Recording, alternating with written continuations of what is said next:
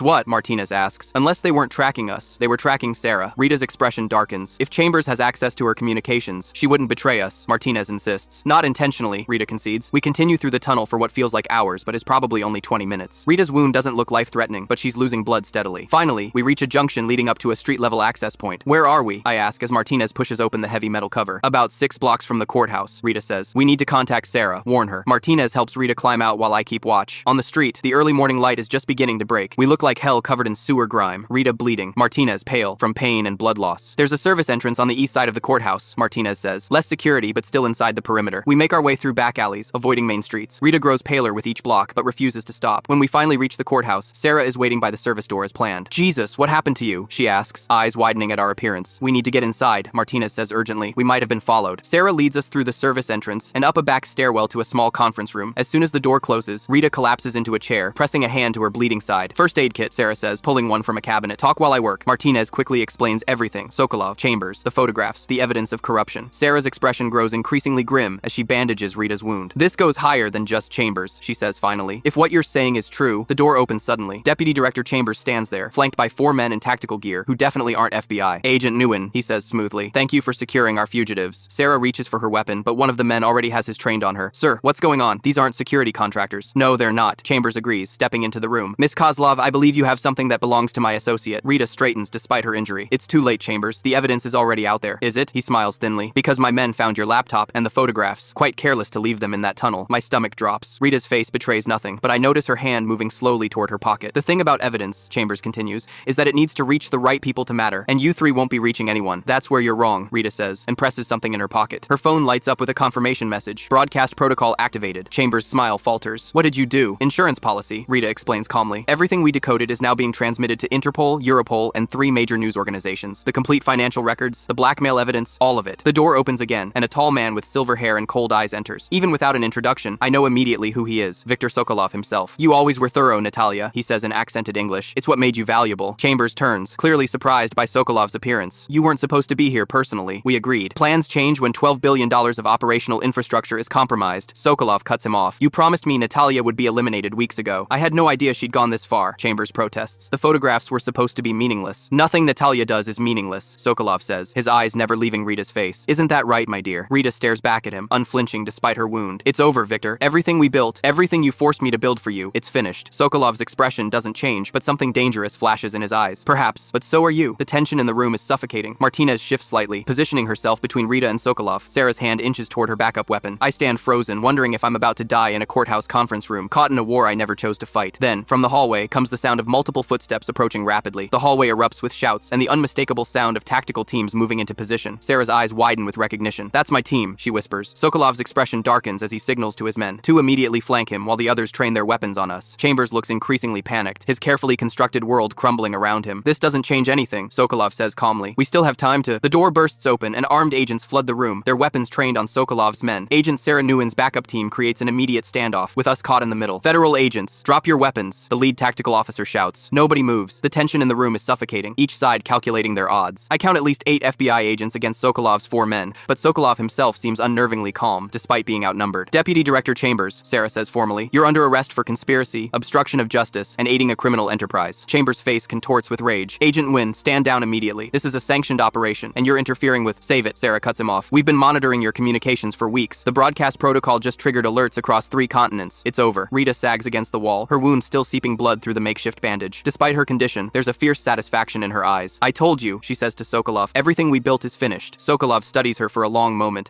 then does something unexpected. He smiles. Perhaps this particular structure, yes. But you, of all people, should know how adaptable I am. In one fluid motion, he reaches into his jacket. The room erupts and shouts as agents prepare to fire, but he merely produces a small remote device. Insurance policy of my own, he says, pressing a button. Nothing visible happens, but Chambers' face goes deathly pale. What did you just do? Erased your protection, Sokolov replies coolly. The blackmail material I had on you has just been sent to your wife, your children, and the director of the FBI. A parting gift. Chambers lunges for Sokolov with a howl of rage, creating the chaos Sokolov clearly anticipated. Gunfire erupts as both sides open fire. I dive for cover behind the conference table, pulling Martinez down with me. Sarah drags Rita under the heavy wooden credenza as bullets shatter the windows and tear chunks from the walls. The exchange lasts only seconds, but feels like an eternity. When it stops, 2 of Sokolov's men are down, along with 1 FBI agent. Chambers is on the floor clutching his shoulder, blood seeping between his fingers, but Sokolov himself is gone. He's running, Sarah shouts. Secure this room and lock down the building. Half the tactical team rushes out while the others secure Chambers and the remaining gunmen. I crawl over to Rita, who's breathing heavily, her face ashen. The evidence, she gasps. Did it transmit completely? Martinez checks the phone. Confirmation received from Interpol and Europol. It went through. Rita nods, a ghost of a smile touching her lips. Then it wasn't for nothing. The building alarm begins to wail as the courthouse goes into lockdown. Sarah kneels beside us, quickly assessing Rita's condition. Medics are on their way. We need to get her stabilized. Sokolov, Rita says urgently, gripping Sarah's arm. He'll have an escape route through the basement. The courthouse connects to the old steam tunnels. That's why he chose this meeting place. Sarah immediately radios this information to her team. Martinez struggles to her feet, determined despite her own injury. I'm going with them, she insists. You can barely stand, I protest. Doesn't matter. I need to see this through. Before anyone can stop her, she follows Sarah's agents out the door. I stay with Rita, pressing fresh gauze to her wound as we wait for medical help. The minutes stretch endlessly, punctuated by radio chatter and distant shouts. Why did you choose me? I ask finally. Out of everyone you could have approached, why a real estate attorney with no connection to any of this? Rita's eyes focus on mine, surprisingly clear despite her condition. Because you noticed the inconsistencies in the dates. 17 calls. The building that shouldn't exist. You paid attention to details others would ignore. That security deposit dispute was never real, I say, finally understanding. No, but it created a paper trail that couldn't be erased. Evidence that would survive even if I didn't. Gunfire echoes from somewhere deep in the building. Rita tenses, trying to sit up. That's the tunnel access, she says urgently. Sokolov. The door bursts open and Martinez staggers in, blood streaming from a fresh wound on her forehead. He's cornered in the maintenance area, she reports. Sarah's team has him trapped, but he's holding position behind some kind of steel door. Rita's expression changes to one of alarm. Get everyone out of there. Now. What? Why? Because Sokolov never allows himself to be trapped without a way out, Rita says, her voice strengthening with urgency. If he's behind a steel door in the maintenance area, he's setting up an explosion. Martinez immediately radios the warning to Sarah. We hear shouted orders over the radio, the sound of agents retreating. Then a muffled boom shakes the building, dust raining from the ceiling tiles. Sarah? Martinez calls into the radio. Static answers her. For several agonizing minutes, we hear nothing but distant alarms and the crackle of the radio. Then Sarah's voice, breathless but alive. Explosion in the northeast basement section. Tunnel exposed. Sokolov's on the move toward the river. Rita suddenly pushes herself up, swaying on her feet. I can find him. I know where he's going. You can't even stand, I protest. But she's already moving toward the door with surprising strength. This ends now, she says. All of it. I follow her, supporting her weight as we make our way through the chaos of the evacuating courthouse. Martinez trails behind us, arguing continuously that Rita needs medical attention. But Rita is beyond listening. Her focus has narrowed to a single point, stopping Sokolov. We emerge onto the street where emergency vehicles are arriving in waves. Rita points toward the river 3 blocks away. There, he'll have a boat waiting. We push through the gathering crowd, Rita growing heavier against me with each step. By the time we reach the riverside promenade, she's barely conscious, but her eyes scan the water with fierce determination. There, she whispers, pointing to a sleek motorboat pulling away from a private dock. Martinez raises her weapon, but the boat is already too far for an accurate shot. Rita straightens suddenly, pulling away from my support. Give me your gun, she says to Martinez. Rita, you can't. Give me the gun! Her voice carries such authority that Martinez hesitates, then hands over her weapon. What happens next unfolds in slow motion. Rita steps forward, raises the gun with both hands, and fires 3 precise shots. The first hits the boat's outboard motor, sending up a spray of sparks. The second strikes something inside the boat that erupts in flames. The third